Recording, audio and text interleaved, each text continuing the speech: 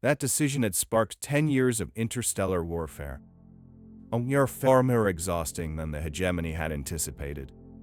Yet now, as Kim watched the last of Earth's warships fall back, he allowed himself to believe that the long, frustrating campaign was finally coming to an end. "Admiral," one of the junior officers reported, his voice sharp and excited, "we've confirmed destruction of the human command ship. Their remaining fleet is in full retreat." A cheer erupted across the deck. Kim raised a clawed hand for silence. "Send a full report to High Command," he said calmly. "Tell them the human resistance has been broken. We begin our approach to Earth in 12 hours. The tactical display zoomed in, focusing on the small blue dot that was Earth beautiful, quiet, and seemingly defenseless. The hegemony's vast armada, composed of thousands of ships ranging from swift interceptors to colossal battle cruisers, was already reconfiguring for planetary assault. Admiral Kim permitted himself a moment to close his eyes and savor the calm. A century from now, this day would be remembered. Statues would be built. Songs would be written. His name would be listed among the great conquerors of the galaxy. He opened his eyes again, glancing down at the crew. They were efficient, professional. Victory had energized them. All across the hegemony, celebrations were already underway. The homeworlds of all 17 species would soon be lit with fireworks and festivities, commemorating the end of the troublesome human chapter. Commander Choi returned to his side. "Earth will fall in less than a day, Admiral. Their orbital defense platforms are minimal. Ground resistance, while likely fierce, will not withstand orbital bombardment. Within 72 hours, we'll secure their capital. Begin preparations," Kim said. "I want ground forces ready for rapid deployment. Minimal casualties enough to break their spirit, not annihilate them. Their infrastructure must remain intact. Earth will be useful." Choi bowed slightly. "Of course, Admiral. I'll see to it personally." As Choi walked off to relay the orders, Kim turned back to the main view screen. He watched as a crippled human cruiser tried to flee, its engines sputtering as its shields failed. One of the hegemony's medium-range destroyers locked on and fired a pulse of green plasma. The human ship erupted in silence, breaking apart in a slow ballet of fire and debris. It was over. It had to be. There had been moments too many when Kim had questioned if it ever would be. Humanity had proven strangely resilient, the tactics unorthodox. They had turned every moon and asteroid into a makeshift defense post. They had sacrificed ships in bizarre, unpredictable ways. And, worst of all, they had adapted quickly. Each battle felt harder than the last, as if the humans were learning, growing, responding. But in the end, brute force had triumphed. Or so he believed.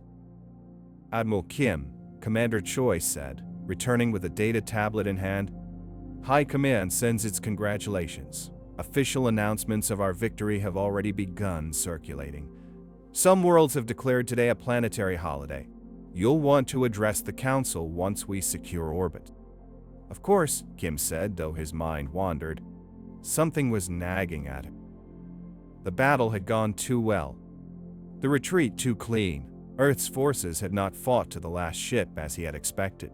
There were no last stands, no desperate suicide runs, no coordinated planetary defense, just collapse, surrender without surrendering. It should have felt like triumph. Instead, it felt like a door opening into darkness. Still, he shook the thought away. Paranoia was unbecoming of a fleet admiral. Humanity was broken, scattered. Their best ships lay in ruins. Earth was undefended. His job now was to secure peace by force if necessary. He turned and began walking toward his private quarters. He would need to prepare a speech after all. One for the records, for the historians, for the next generation of hegemony children who would grow up never knowing a galaxy where humans had resisted. Behind him, the command deck buzzed with movement. Officers smiled. Crew members joked quietly with one another. The air was light, victorious.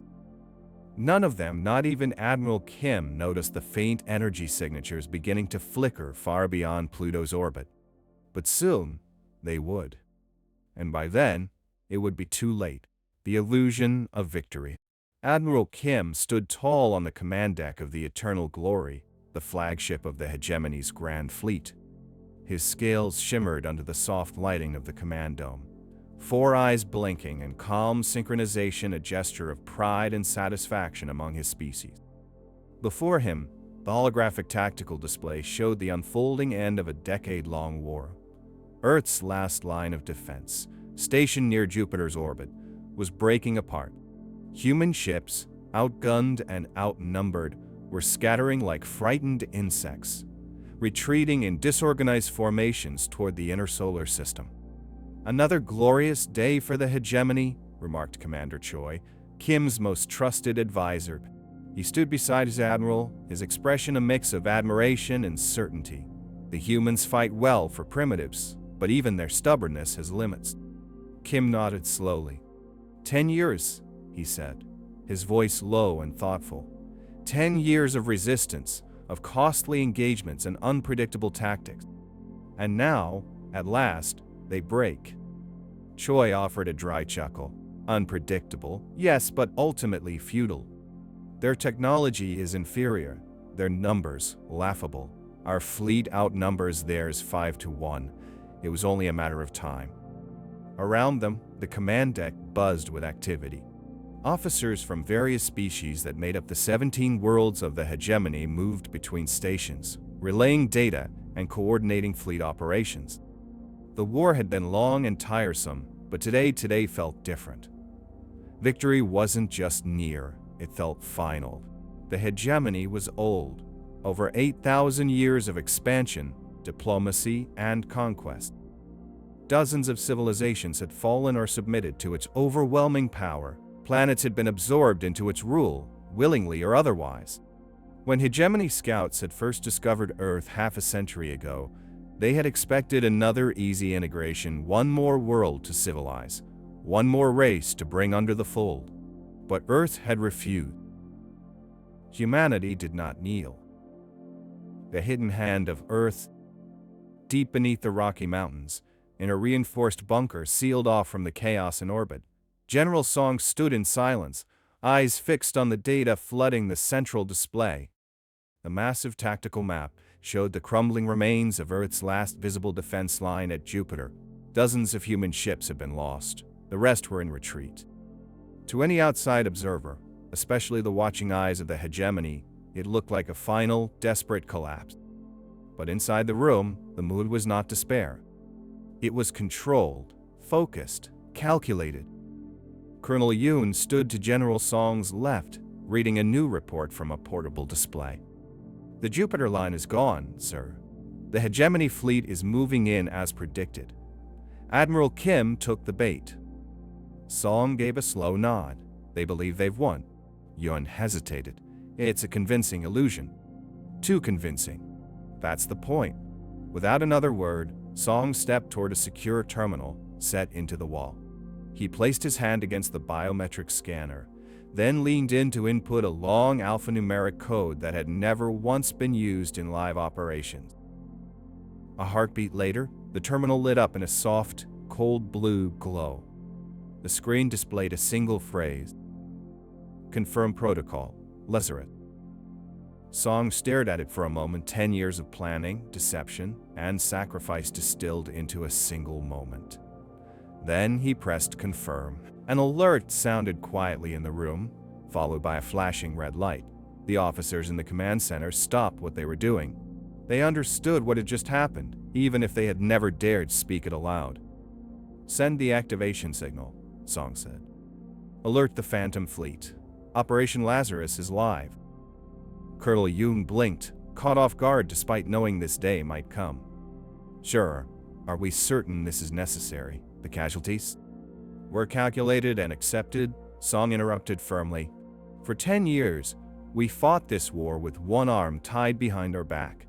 We gave them a version of Earth they could believe in: outdated ships, predictable tactics, slow innovation. Everything we let them see was theater." He turned, addressing the entire room now. "We lost battles we could have won. We abandoned ships we could have saved. All to sell the illusion that we were a desperate, Mid-tier civilization clinging to survival. A second door at the back of the chamber hissed open, and a tall woman entered. Her uniform was sharp and unadorned save for one symbol, a silver dreadnought wreathed in flame. She walked with the steady precision of someone who had trained for a moment like this her entire life. Admiral Han. She offered a brief salute. General. Admiral, Song said, gesturing toward the room. The Phantom Fleet is yours now. Han stepped forward, eyes locked on the large display where the Hegemony fleet was shown closing in on Earth's orbit. They've taken the bait, she said calmly. All of it? Every piece, Song confirmed. Our retreat looked just desperate enough to convince them. Their scouts never found anything. They don't even suspect. Han's expression didn't change. Good. The 12 dreadnoughts have been waiting for this. For decades, the Phantom Fleet had existed as a rumor even among Earth's own military. Hidden in a dimensional pocket behind Pluto, sealed away from all known scans and sensors, the fleet had never been seen by any Hegemony probe or patrol. Each dreadnought was 5 kilometers long, powered by energy sources not even the greatest scientists on Earth fully understood. Their existence was known to fewer than 100 people on the entire planet, and now they were coming online. They're eager, Han added. After all these years in simulation, they finally get to do what they were built for. Colonel Yoon crossed his arms, still visibly uneasy. Do we really have to use them? Couldn't we? Win this war honorably? Han finished, raising an eyebrow. No, we tried that. We tried fighting it straight. We would have lost. The Hegemony's technology is older, yes, but overwhelming. Their numbers, their reach, we were never going to beat them conventionally. She tapped a small control on her wristband. Across the room, a second display activated, showing live feed from beyond Pluto's orbit. Massive silhouettes emerged from a crack in space-time, their hulls dark and smooth like obsidian. Systems began powering up, each one humming with cold purpose. Everything you've seen until now, Han continued, was a performance. Now they see what we really are. General Song nodded. They wanted to conquer Earth. They'll learn why Earth was never conquered. He turned toward the room once more, his voice low but sharp. For 10 years, the Hegemony believed they were fighting the real yous. Today, they learned the truth. We've been holding back. We let them believe they were winning, so when we hit back, it wouldn't just surprise them. It would terrify them. Colonel Yoon finally spoke again, quieter this time. And if they retaliate with their full strength, they won't, Han said without hesitation. Not after they see what one dreadnought can do, let alone 12.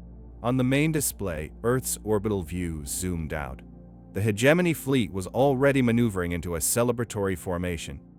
Signal traffic among their ships suggested they were preparing for occupation, not battle. Earth's silence had lulled them into confidence. It was exactly as planned. Han stepped up to the main console and keyed in a command. A narrow-band encrypted message was sent across deep space. Within seconds, a confirmation returned from the Phantom Fleet. Operation Lazarus is green, she said. General Song allowed himself a rare, small smile. They wanted to know why humans never joined the Galactic Alliance, he said. Why we always kept to ourselves. Why we never revealed our full technological capabilities. He looked up at the display one final time. Now they'll understand. The giants awaken. On the far edge of the solar system, beyond Pluto's frozen shadow, space shimmered. Not naturally. This wasn't a nebula or a gravitational ripple. This was controlled, manufactured. Hidden deep within a dimensional pocket folded outside normal space-time. 12 massive vessels began to stir for the first time in decades. They weren't like any other warships the galaxy had ever seen.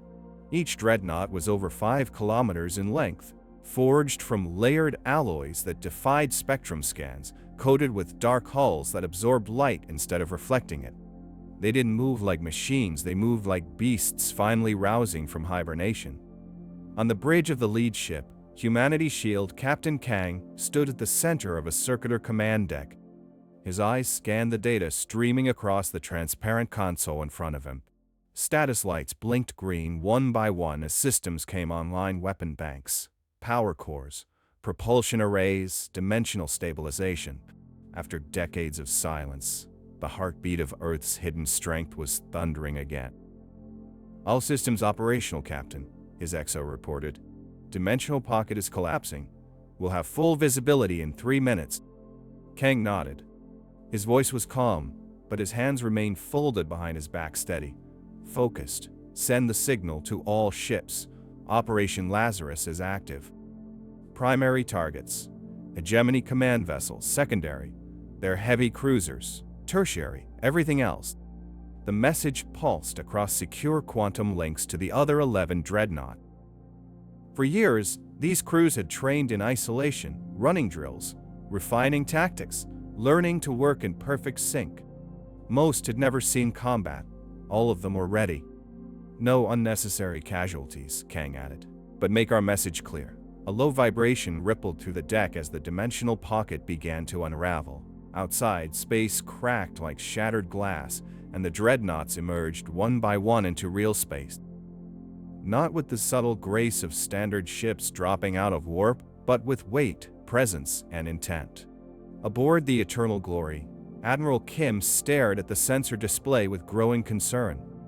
It started as a minor blip barely worth noting. Then it became 2, then 5, then 12. Massive energy spikes appeared at the edge of the solar system, far beyond the normal detection range. "Report," Kim snapped. Science Officer Park, her face pale, leaned closer to her console. "Sir, we're detecting spatial ruptures, large ones." "Human vessels?" Commander Choi asked. Park shook her head. "Not like anything we've seen. Mass signatures. Enormous. Energy outputs are off the charts. These ships, if they are ships, are larger than anything in our database." "Show me," Kim ordered. The view on the main screen shifted. Far in the distance, space itself was tearing. From within the fractures, shapes began to emerge, impossibly large silhouettes outlined in darkness. Smooth, angular, almost organic. They pulsed with energy, their hulls etched with glowing seams of blue and silver, like veins in some great cosmic creature. Kim's breath caught in his throat. "What, in the name of the star?" "Sure," Park whispered. "I believe we're looking at the dreadnoughts." Kim turned sharply. "That's impossible. Human vessels don't exceed 1 kilometer in length. These things are 5, Park said. "Minimum. I've triple-checked the reading." As the full fleet of 12 dreadnoughts emerged, the bridge of the Eternal Glory fell into silence. Celebratory chatter ceased.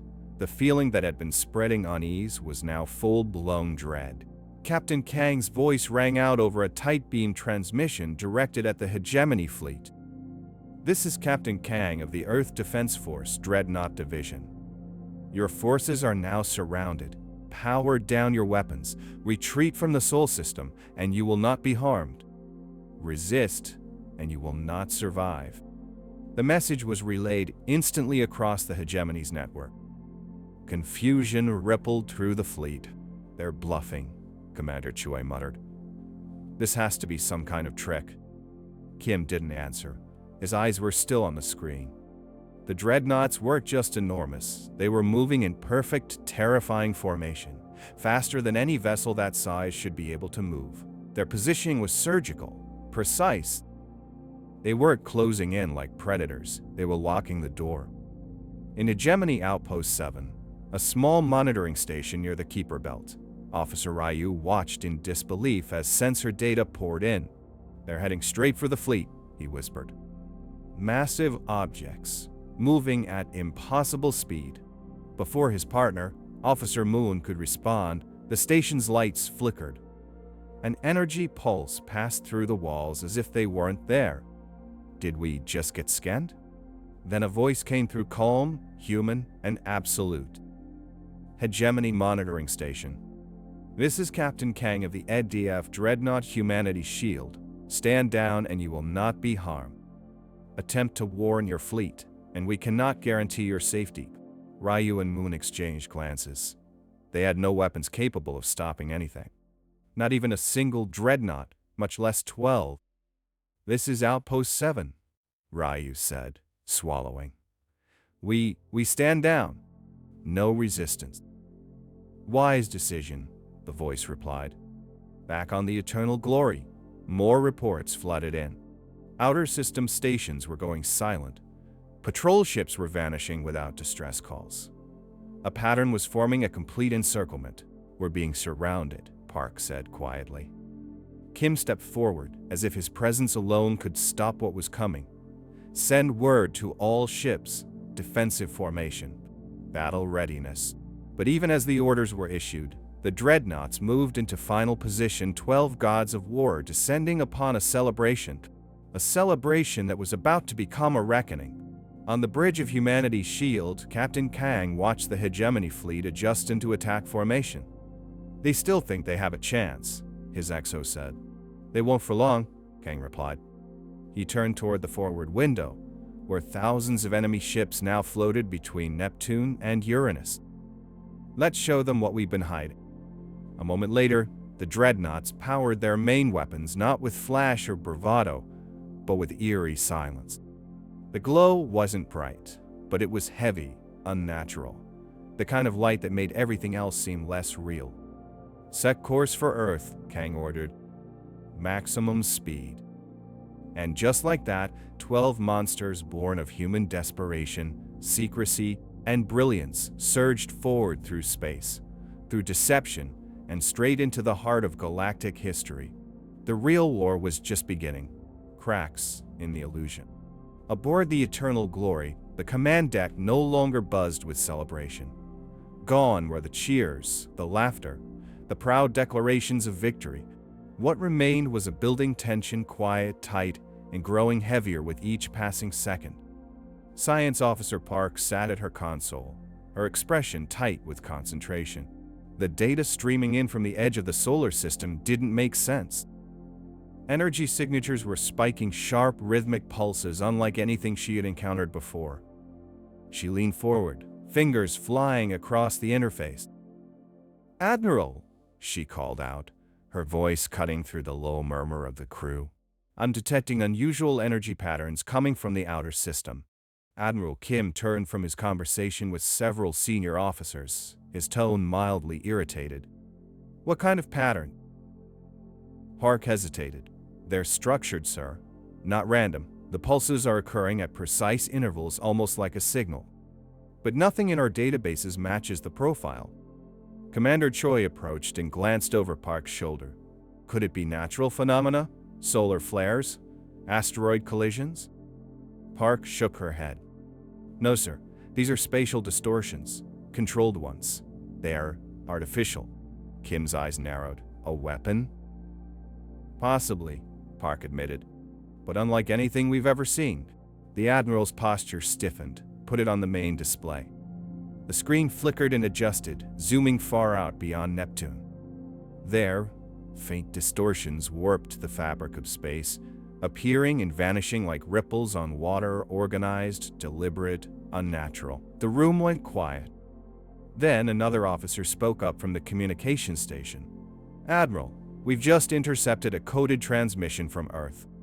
Our decoders couldn't fully crack it, but we were able to extract a few key phrases." Kim turned sharply. "Show me." Lieutenant Bae brought the data up. "We found repeated references to something called Operation Lazarus. Also mentions of a phantom fleet in Dreadnought Division." That word again. Kim's brow furrowed. "Dreadnoughts? The humans don't have ships of that class?" "No, sir," Bae replied. "Nothing we've encountered matches that description. Their largest confirmed vessels are Defender-class cruisers, nothing exceeding 1 kilometer." "And this phantom fleet?" Choi asked. "Unconfirmed. Possibly a code name. There's no record of it in our intelligence archive." Kim felt a cold unease creeping into his chest. For 10 years, the humans had fought like cornered animals. Resourceful, yes, clever, but always within predictable technological limits. Now, Suddenly, anomalies. Hints at something deeper. He turned to Park. Are we sure these are human signatures? Park hesitated. No, sir, but they originate from within the solar system, and we've ruled out natural causes. Kim exhaled sharply. Increase scanner sensitivity. I want full spectrum sweeps from Neptune outward. Tell all forward stations to report anything unusual. We proceed with caution until we understand what we're seeing. Choi stepped close, voice low. Admiral, with respect, this may be an attempt at psychological warfare. A last-ditch effort to make us hesitate. Perhaps, Kim replied. But the humans have never played for time before. They've always fought to win. Something's changed. On a small hegemony monitoring station orbiting just beyond the Keeper Belt, Officer Ryu stared at his console in disbelief. The readings coming in were beyond the system's baseline threshold's massive energy fields, growing stronger with each scan cycle. These objects, he muttered. They're moving, fast. Beside him, Officer Moon frowned. Nothing on visual yet, but the mass estimates are insane. Ryu, these aren't asteroids. This is something else. Then the lights dimmed. An energy pulse swept through the station, not a weapon, but a scan. It passed through their shields as if they didn't exist. The screens flickered, and then the comms console activated without input. A calm voice filled the room, spoken in perfect standard. Hegemony Monitoring Station. This is Captain Kang of the Earth Defense Force Dreadnought Humanity's Shield. Stand down. Do not attempt to warn your fleet. No harm will come to you if you comply. Ryu's hand hovered over the comms panel. Moon stared at him. We have no defenses, she whispered. None. He nodded slowly. Outpost 7 complied. We're standing down. Wise decision, the voice replied. And just like that, the feed cut. The station's sensors lit up seconds later as massive objects passed by silent, smooth, and terrifyingly fast. They're heading straight for the fleet, Moon said softly. They're going to slaughter them. Back on the Eternal Glory, the situation was escalating. Reports from outer system stations were going dark, cut off mid-sentence. No signs of battle, just silence. The timing was too precise to be coincidence. Kim clenched his jaw. What the hell is happening? Park was pulling up old files, first contact scans from 50 years ago, back when Earth was just a new blip in the Galactic database. Something had caught her eye. Admiral, she said, stepping toward the central console. I need you to see this. She displayed energy readings taken during the hegemony's first scan of Earth. These were dismissed at the time as sensor errors, but looked dimensional irregularities, pulsing energy field. They matched the anomalies we're seeing now. Kim frowned. We assumed those readings were faulty. We assumed wrong, Park said. They weren't errors. They were signs of something we didn't understand, dimensional technology. Back then, we didn't think a species at Earth's development level could be working on it. But they were. Commander Choi scoffed. Dimensional tech is theoretical even for us. Park ignored him. And look at their development curve: flight to moon landing in 70 years. Nuclear weapons within decades of discovering atomic theory. Human progress doesn't follow the typical pattern. It's erratic, spiked. They advance in leaps, not steps. You think they've been hiding their true capabilities? Kim asked. I do. Carefully. For decades. A wave of silence washed over the command deck as that possibility settled in. Then, the alert came. Admiral, the communications officer shouted. Outpost 7 just went offline. Seconds before, they sent a burst transmission. Massive vessels approaching. No warning, then nothing. Kim's stomach sank. How many? Unknown. But the energy spikes are consistent with the Dreadnought class signature. Park stepped beside him. Sure, if these ships are real, we're not dealing with the same humans we've been fighting. These aren't guerrilla forces. These are strategic assets deployed with surgical intent. Kim turned toward the main display. The energy readings were growing stronger. Closer. Send the alert, he said quietly. All ships to battle stations. Maintain readiness. No one fires until I give the order. Behind him, Choi spoke with forced calm. Do you really think they've been holding back all this time? Kim didn't answer, but the truth was written across his face. They didn't just underestimate the human. They never truly understood them. And now, it might be too late. Annihilation at Neptune. The eternal glory drifted in silence as tension crackled through the command deck like static before a storm.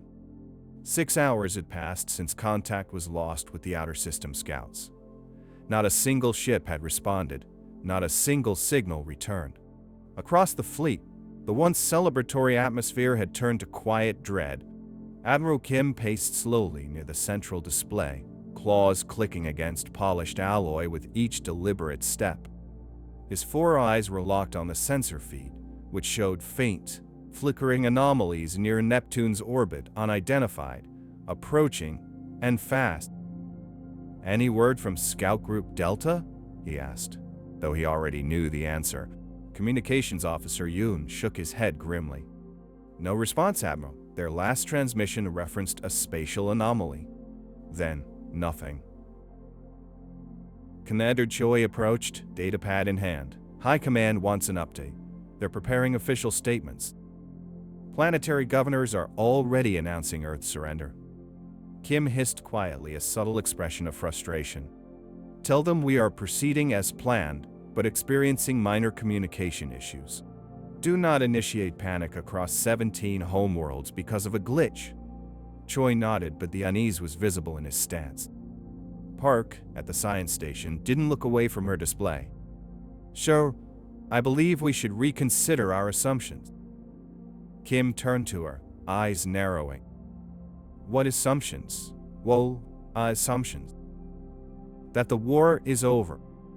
As the massive hegemony armada, 5,000 ships strong, moved past Neptune's orbit, the scale of their power was staggering. Cruisers, carriers, gunships, Dread-class destroyers. A formation that had subjugated hundreds of systems now advanced through the solar system like a tide of inevitability. Then space cracked. At first, it was just a shimmer-like heat distortion. Then, one by one, rips in space-time appeared across the darkness, as if the very fabric of the universe had been torn by unseen hands. And through those tears came the Dreadnought. All 12 of them. The Phantom Fleet emerged, not with sound, but with presence. Their massive hulls, black as obsidian, didn't reflect light, they consumed it. Their forms looked like warships sculpted from gravity itself, impossibly smooth, terrifyingly sharp. Strange blue symbols pulsed faintly across their surfaces, hinting at power far beyond what any hegemony vessel had ever encountered. Park gasped aloud. Sir, we have visual. They're here. Kim stared at the screen, frozen. Are those Dreadnoughts? 12 confirmed, Park replied, each over 5 kilometers in length. Energy readings off the scale. They've surrounded us, Choi muttered. That's a full encirclement. Then a transmission came through, clear, calm, human. This is Captain Kang of the Earth Defense Force, Dreadnought Division. Your forces are now surrounded. Power down your weapons. Withdraw from the Sol system immediately. Kim stepped forward. Respond. This is Admiral Kim of the Hegemony Grand Fleet. We do not recognize your authority. Kang's face remained calm on the screen. What you've been fighting for the last 10 years was a decoy. This, what you see now, is Earth's true defense force. Behind him, more spatial ruptures opened. Additional dreadnoughts emerged from the darkness, surrounding the Hegemony fleet in a 3-dimensional sphere. The tactical map updated in real time, showing the Hegemony ships boxed in from every angle. Commander Choi's voice shook slightly. This can't be possible. It's not just possible, Park said quietly. It's real. Kim straightened his posture. All ships battle formation. Prepare to fire on my command. Sure, Park cried. They're charging something. Energy levels are building across all dreadnoughts. I don't think our shields can withstand. Fire, Kim roared. The order went out instantly. Across the hegemony fleet, weapon systems powered up beam cannons, plasma torpedoes, particle accelerators, kinetic rails. Thousands of weapons lit up in unison, painting space with fire as the combined arsenal of 5,000 ships surged toward the enemy. The void exploded in color, and then nothing. The projectiles vanished. The beams faded. The energy dissipated. Not against shields. Not against armor. But against something else. "What happened?" Kim shouted. "They're absorbing it," Park replied, stunned. "They're pulling in the energy. It's not being blocked, it's being captured." Choi stared at her. "No technology can do that." "They can." The Dreadnoughts, untouched, began to move. From the bridge of the Eternal Vigilance, Admiral Lee observed the hegemony response with cold efficiency. "They fired," her XO noted. "As expected," Lee replied. "Begin demonstration. Pulse them." A ripple of blue-white energy expanded from her ship in a perfect sphere. It passed through the hegemony fleet like a silent shockwave. Lights dimmed, systems flickered, then died. Aboard the Eternal Glory, alarm screamed as the bridge plunged into red emergency lighting. "Shields down," the engineer shouted.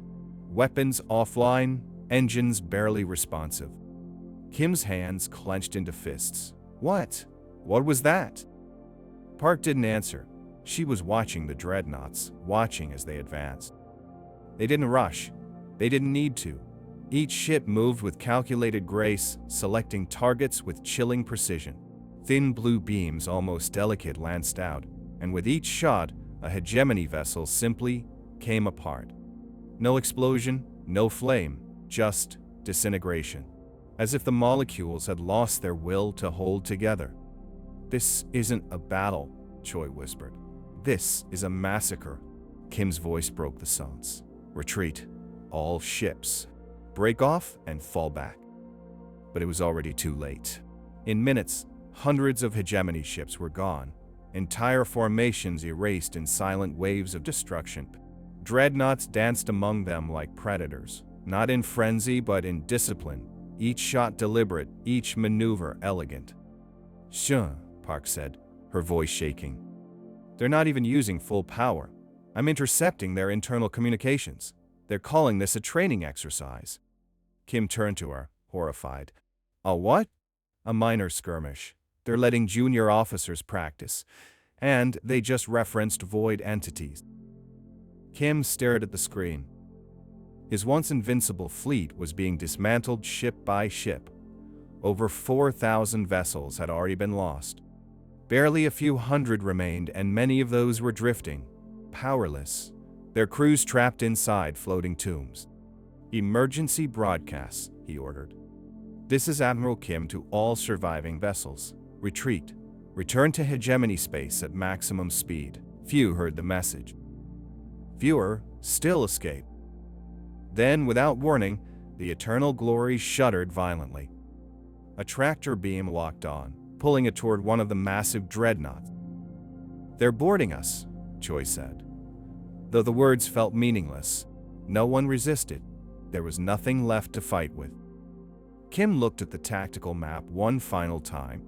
His fleet, the pride of the hegemony, was gone. Destroyed by 12 ships. 12 ships Earth had kept hidden for decades. "What have we awakened?" he whispered. Behind him, Park looked up from her console, her face pale with a realization that cut deeper than any weapon. "Sir, I don't think we awakened them." She turned, eyes wide. "I think they were already awake." The revelation. The Eternal Glory sat powerless inside a vast docking bay unlike anything Admiral Kim had ever seen. The hangar stretched for kilometers, carved into the heart of one of Earth's dreadnoughts' Eternal Vigilance. If the markings were correct, massive pillars lined the walls, humming softly with energy. Everything was sleek, precise, and utterly foreign to hegemony design philosophy. Kim stood near one of the large observation windows on the upper deck, silent. Below, Technicians in black and silver uniforms moved with calm efficiency. They didn't gloat. They didn't leer. They simply worked. It was infuriating. Commander Choi and Science Officer Park stood beside him, equally quiet. There had been no interrogation, no humiliation. Their crew had been given quarters clean, secure, and untouched by war. No one had so much as raised their voice at them since the battle ended. 3 days ago, Choi finally said, breaking the silence, "We had 5,000 ships." Kim didn't reply. The weight of it was still sinking in. A soft chime interrupted their thoughts. The doors behind them opened with a soft hiss, and a human officer stepped in, young, composed, carrying no visible weapons. "The council is ready for you," he said respectfully. Kim adjusted his uniform and nodded. "Lead the way." They were escorted through pristine halls filled with quiet humming tech walls that shifted subtly with ambient light, ceiling panels displaying what looked like real-time data from around the solar system. Occasionally, they passed human officers who nodded politely but said nothing. Finally, they entered a large circular chamber. At its center stood a crescent-shaped table with 12 seated individuals, each in different uniforms. Some wore military dress, others civilian insignia. At the head sat Admiral Lee. Her expression was neutral, neither stern nor warm. "Admiral Kim." "Commander Choi." "Officer Park," she said. "Please, sit." They did. Kim immediately noticed the far wall of the chamber. It was transparent. But instead of revealing Earth or stars, it looked into something else, a swirling void, a shifting curtain of darkness laced with glowing fractures. It pulsed unnaturally. "What is that?" he asked before he could stop himself. Admiral Lee turned to the display. "That, Admiral Kim, is the reason we built the Dreadnoughts." She gestured toward the void. "It's not a simulation. You're looking at a real-time feed from our perimeter at the edge of the galaxy. That is what we've been fighting for the past 3 centuries. Park leaned forward. "You're saying this is another dimension?" Adjacent to ours, confirmed a graying man seated beside Lee, General Hoon, commander of Earth's extra-dimensional defense force. He tapped a control and a holographic projection formed above the table, a 3D map of the galaxy. Red pulses flared along its edge. "These points are active breach sites, places where the barrier between our dimension and theirs has weakened." Choi shook his head. "You're expecting us to believe that humanity has been fighting this while also hiding from the galaxy." "We didn't want to hide," Lee replied, "but we had no choice." She spoke calmly, but there was a steel behind her word. 500 years ago, during early experiments with dimensional physics, we accidentally opened a breach. We made contact with the void entities, non-physical life forms that feed on energy, especially living energy. They're not just alien, they're existential. General Hoon picked up. "We tried to warn the first advanced civilization we encountered, the Arcturians. They thought we were the threat. They attacked us. We defended ourselves. Their civilization collapsed within a generation." Kim blinked slowly. "You're saying the Arcturians were defeated by Earth?" "Regretfully," Lee said. "After that, we chose isolation. We sealed off our true technological progress, created the illusion of slower development, and poured every resource into defense." She gestured to the void again. "And we've been fighting them ever since." Kim leaned forward, voice quieter now. "So when we arrived..." "You arrived during an active incursion," Lee replied. "Our dreadnoughts were deployed to the far edge of the galaxy holding the line. We had no intention of revealing ourselves, but your scouts kept pushing. So we showed you what we wanted you to see, a fractured, vulnerable civilization. We hoped," Hoon added, "that the hegemony would lose interest. Instead, you declared war."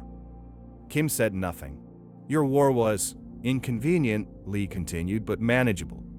We couldn't fight you and the void at once, so we let you believe you were winning. We sacrificed ships, people, even entire defense lines, all to maintain the deception." Park stared at the map of breach points, eyes scanning rapidly. "You've been protecting the galaxy, all of it, alone." Lee didn't smile. but her voice softened. Until now. Kim's jaw tightened. Why tell us all of this? Why not destroy our fleet and move on? Lee leaned forward. Because we don't want to be alone anymore. The void entities are growing stronger. We've seen patterns, waves of attacks increasing in frequency. Within the next decade, there will be a major push, and we won't survive it by ourselves. You want our help, Choi said, stunned. We want the galaxy's help, Moon corrected. The hegemony is the largest unified civilization we've encountered. Your resources, fleets, and infrastructure could turn the tide, but we need you to understand the stakes. Kim looked between them, voice carefully measured. You expect the Council to believe this? No, Lee said plainly. But we're giving you evidence. Every dreadnought in our fleet has records, scans, combat data. You'll leave with it. 2 of our dreadnoughts will escort you back as proof. What you tell your people is up to you. Kim turned again toward the void window. As they watched, something massive stirred on the other side of the barrier. It pressed against the edge, formless, dark, predatory. Dreadnoughts on the perimeter moved into formation and fired coordinated energy beams. The entity recoiled. That, Hoon said quietly, was a small one. Kim exhaled slowly. We believed we were the apex. That Earth was another system to be conquered. Lee finally offered the faintest smile. Pride has a cost, Admiral, but it's not too late to change course. He stood and faced her. I'll return to the Council. I can't promise they'll believe you, but I'll do everything in my power to convince them. Lee nodded. That's all we ask. Park stepped closer to the Admiral before they left. One question, ma'am. How long have you been fighting this war? Lee's face softened. 70 years in command. My grandfather fought before me, his grandmother before him. On Earth, we are raised knowing our true purpose to stand guard at the edge of reality. Park swallowed. And you did it alone. All this time. Until now, Lee replied quietly. As the meeting ended and the 3 hegemony officers turned to leave, Kim glanced once more at the swirling wall of darkness, its shape shifting, waiting, pressing. And in that moment, he knew the truth. The war with Earth had never been the real war. It was just the beginning, the cost of survival. The diplomatic station hung quietly in low Earth orbit, a ring of metal and glass suspended above the blue marble below. Far in the distance, 12 massive dreadnoughts glided through the void in perfect formation. Their presence unmistakable. They weren't patrolling, they were watching. Guardians or perhaps a warning. Admiral Kim stood at the observation window, hands clasped behind his back. He had barely slept since the surrender 3 days ago, not because of fear or shame or loss, but because everything he had ever believed about power, about civilization, about humanity had been shattered. Out of 5,000 ships in the Grand Fleet, fewer than 600 had made it back. The rest were gone, vaporized, dismantled, pulled apart atom by atom in a battle that had lasted less than an hour. It had not been a war. It had been an execution. Commander Choi stood silently beside him, still visibly processing. His normally unshakable demeanor had cracked. There was a tremble in his voice now, one that hadn't been there before. On Kim's other side, Science Officer Park remained composed but distant. She hadn't said much since the briefing. Her thoughts were elsewhere, possibly still trapped in the moment when she'd first seen the void. I still don't understand how they hid it all, Choi murmured. We scanned the system thoroughly. How did we miss an entire fleet? Park answered without turning. Dimensional pocket technology. They weren't here, at least not in our space-time. It's like storing an ocean inside a single drop of water. You won't find it unless you know it's there. Kim didn't respond. He was watching the Dreadnought. One of them, he'd learned, was called Eternal Vigilance, another humanity's shield. The names weren't chosen for intimidation. They were declarations of purpose. These were not warships of conquest. They were tools of survival. The door behind them slid open. A human officer, young, respectful, nodded. The Council is ready for you now. Kim turned, straightened his uniform, and followed. They were led through the station's central ring, where wide, quiet halls were lined with displays of Earth's history, not its empires or wars, but its resilience. Images of natural disasters, scientific breakthroughs, and acts of cooperation. A culture defined not by dominance, but by survival and adaptation. Finally, they entered the chamber. It was circular, like before. At the far end, 12 humans sat behind a crescent-shaped table. Uniforms varied: military, scientific, diplomatic. At the center sat Admiral Lee. She looked as composed as ever, silver hair tied back, eyes sharp but not hostile. "Admiral Kim," she said as they entered. "Commander Choi, Officer Park. Please be seated." They sat. Behind the council, the far wall was a transparent screen. But instead of showing Earth or space, it revealed a view into another dimension, a swirling void of shadows and light, where shapes moved beneath the surface like predators beneath dark water. Park leaned forward slightly, unable to look away. "This is a real-time feed," Lee said, following her gaze. "Our outermost perimeter, at the edge of the galaxy." A new voice spoke up: General Hone, head of Earth's extra-dimensional defense force. "What you're seeing is what we've been holding back for the past 5 centuries. Kim nodded slowly. "The void entities." Lee didn't flinch. "They've been trying to breach into our dimension ever since we made first contact. They feed on energy, especially life. Left unchecked, they would devour this galaxy. They almost have, several times." Hone activated a holographic map of the Milky Way. Red flares marked points around its outer rim, hundreds of them. "These are active breach zones," he explained. "They form without warning. We've built defenses: Dreadnoughts, station arrays, dimensional stabilizers, but they require constant monitoring and energy." Cam looked at the map, then at the humans across from him. "Why tell us now?" "Because we no longer have the luxury of secrecy," Lee said. "The recent incursions are stronger, more coordinated. Our predictive models suggest a full-scale assault within the next decade, possibly sooner." Choi frowned. "Then why not warn the galaxy sooner? Why let us stumble into war with you?" Lee's gaze hardened. "Because we did warn someone. 400 years ago, we reached out to the Arcturians. They saw our dimensional technology and assumed we were the threat.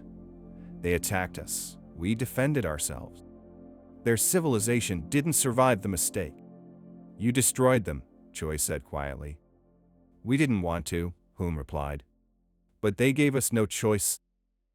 Kim exhaled. "So you chose isolation?" Lee nodded. "Yes, until the hegemony arrived. We hoped you'd overlook us." "You didn't." "We thought you were vulnerable," Kim admitted. "We believed Earth was just another fractured system, rich in resources, ripe for incorporation." Lee leaned forward. "And now you know why we stayed silent." There was a long pause. Kim looked again at the void behind them. Something massive moved across the screen, formless, shifting, but unmistakably alive. The Dreadnoughts in the feed fired a synchronized beam across the rift. The entity recoiled. The barrier held. "That," Hone said softly, "was one of the small ones." Kim turned back. "So this is the reality. While we were posturing, claiming galactic dominance, you were fighting for all of us." "We still are," Lee said. "But we can't hold the line forever." Park spoke up for the first time. "You want our help." "We want the galaxy's help," Lee corrected. "The hegemony is the only civilization large and unified enough to mount an effective response. You have infrastructure, shipyards, personnel. All you lacked was the truth." "You're offering an alliance," Kim said. "A chance," Lee replied. "We don't ask for loyalty, only understanding, cooperation." Kim looked to his officers. Park gave a small nod. Choi still looked doubtful, but silent. Finally, Kim stood. "I'll return to the Hegemony Council. I won't lie to you, it won't be easy. For 8,000 years, we've seen ourselves as the peak of civilization. Many won't accept that we've been protected all this time by a world we tried to conquer. Lee didn't flinch. Pride is a luxury the void won't spare. Kim nodded once. Then I'll do everything I can to convince them. Hoon stepped forward. As a gesture of good faith, your surviving ships have been resupplied and repaired. 2 dreadnoughts will escort you home, not as a threat, but as proof. As the meeting ended and the officers rose, Park lingered behind for a moment. She approached Admiral Lee private. May I ask something personal? Lee nodded. How long have you been fighting this war? Lee's eyes darkened slightly. 70 years in command. My grandfather before me, his grandmother before him, 3 generations born into this war. It's all we know. And you never asked for help? We always hoped we'd find someone who understood, Lee said quietly. Maybe, now we have. As they left the chamber, Kim glanced once more at the void beyond the glass. It moved again closer now, pressing gently against the barrier. And for the first time in his long decorated career, he realized this was no longer about pride. This was about survival. The edge of everything. The shuttle detached from the orbital station with a soft mechanical sigh, drifting slowly away from Earth and toward the waiting convoy of repaired hegemony vessels. 2 Earth dreadnoughts flanked the formation, eternal vigilance and silent resolve, escorting the surviving hegemony fleet back across the stars. Admiral Kim sat in silence near the forward viewport of his transport, watching Earth recede in the distance. It looked peaceful now, quiet, a blue marble turning slowly in the black. But he no longer saw it the same way. Not a backwater, not a target, not a mistake. A fortress, a warning, a last line between reality and annihilation. Commander Choi sat across from him, unusually quiet. He had no more speeches about glory or domination, no more confident predictions. The weight of what they had witnessed left little room for pride. His hands were folded in his lap, his thoughts unreadable. Science Officer Park stood at the side console, reviewing the data the humans had provided: centuries of battle footage, scans of breach zones, logs of encounters with the void entity. She moved through the files with the quiet intensity of someone trying to understand something vast and unknowable before it overtook everything. A soft chime sounded as General Hoon's voice came through the ship's comms. Admiral Kim, before your departure, Earth Council requested that I provide one final briefing. We've uploaded the rest of the classified material to your databanks. What remains now is context. The screen lit up with a holographic map of the Milky Way. The red dots at its edge had grown since their last meeting. These are the current breach points, Hoon said. As of this hour, there are 179 active incursions. Our defense platforms and dreadnoughts are managing them, but barely. Our projections show exponential growth. He highlighted a specific region on the galactic rim. 3 weeks ago, an outpost at breach point Delta 14 went dark, not from external attack, from energy drain. Every living thing within 30 light-years died in a matter of hours. Not burned, not bombed, just consumed. Kim swallowed. He'd seen the scans. Entire planets emptied like husks.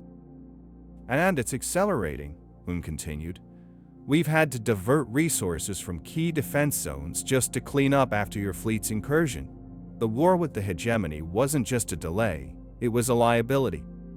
He turned to face the camera directly. We need the galaxy, not to serve us, to stand with us. The transmission ended. Silence returned to the cabin, thick and heavy.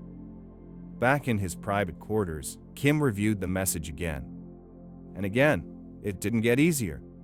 He stared at the final still image, one of the dreadnoughts firing into a breach that opened like a wound across the stars. The energy beam lanced through it, and behind the rupture, something shifted. Something massive, watching, waiting. Park entered without knocking. Sir, she said softly, the void isn't a threat. It's the threat. He looked up at her. We thought the galaxy was ours to organize, to shape, he said. that all other civilizations were stepping stones.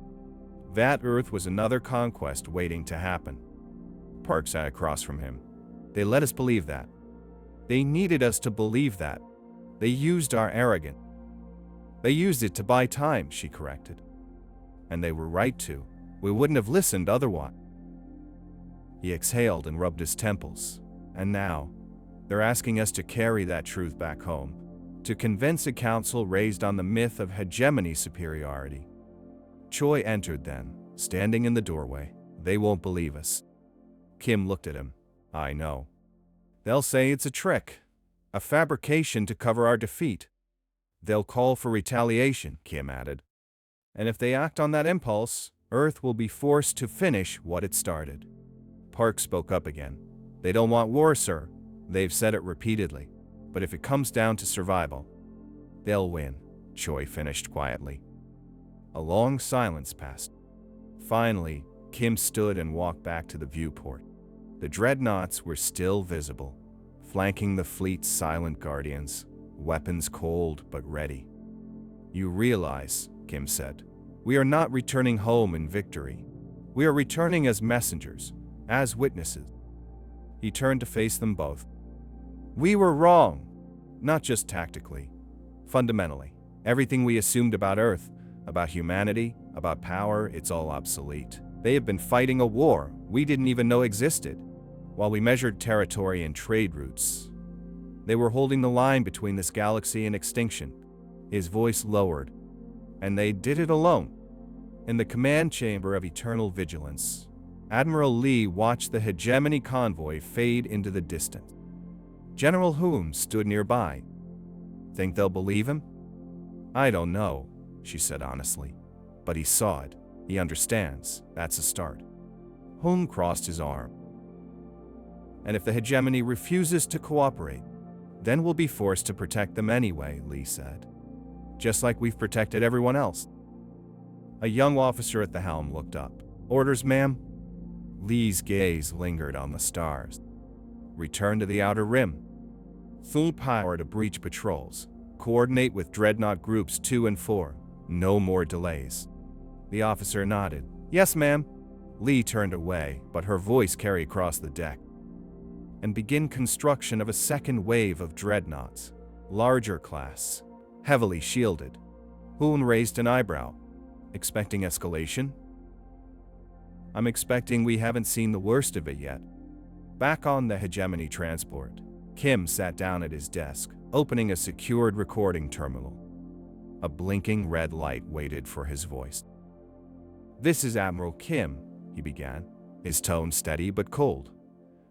Grand Fleet Designation 1A. I am issuing a classified level transmission to the Hegemony Council. He paused. Our invasion of Earth has failed. Not because of tactical error, but because Earth was never what we thought it was. The civilization we attempted to conquer is not primitive. It is not fractured. It is not vulnerable. He leaned closer. They are something else entirely. And they've been fighting a war not just for themselves, but for us, for all of us, for centuries. We interrupted that war, distracted them, cost them valuable ground. And yet, they showed us mercy. He looked out the viewport once more. I urge the Council to see past our pride, to set aside history and myth, because what lies beyond the edge of the galaxy is not a political threat. It is not something we can negotiate with or subjugate. It is death, hunger, silence. He stopped the recording. Let it process. He didn't know how the Council would respond. He only knew what came next. The real war hadn't begun yet. But it was coming. And this time, Earth would not stand alone.